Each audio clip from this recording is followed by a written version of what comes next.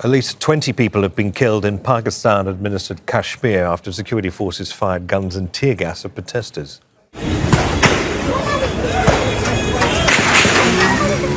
The violence in the city of Rawalakot follows accusations of vote rigging during the first phase of regional elections.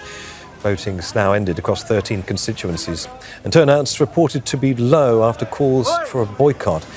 Al Jazeera's Kamal Haider's following the story for us from Islamabad. Kamal says security forces firing on demonstrators, mounting casualties following accusations of vote rigging. What's the immediate situation on the ground after the first phase, Kamal?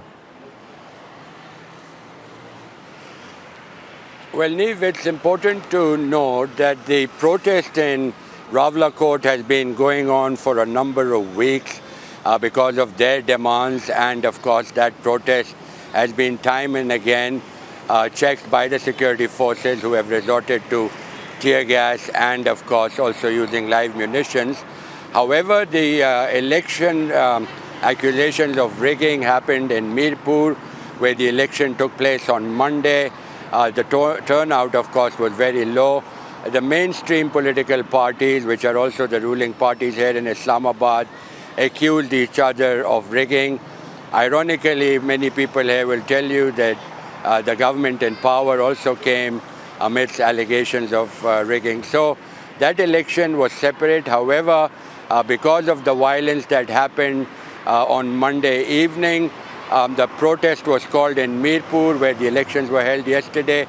The city itself remained peaceful, and some of those protesters came to Mirpur to ask the shopkeepers to put down their shutters because of the excessive use of force that they accused the security forces of. They were fired upon, and so we had casualties now in Mirpur as well. You say, Kamal, turnout was low, probably understandably given the violence, but how does all of this affect the overall credibility of the vote completely?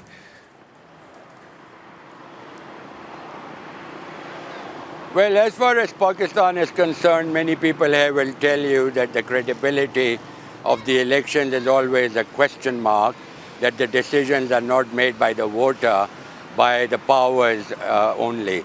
So that accusation stands all the time. Whenever there's an election in Pakistan, it is mired in controversy.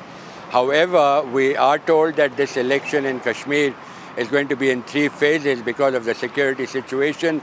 The first phase is complete. The PMLN, which is Nawaz Sharif's party and which is the ruling party, scored 9 out of 13 seats.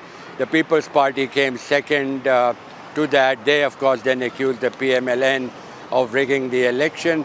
The next phase is going to be on the 2nd of August.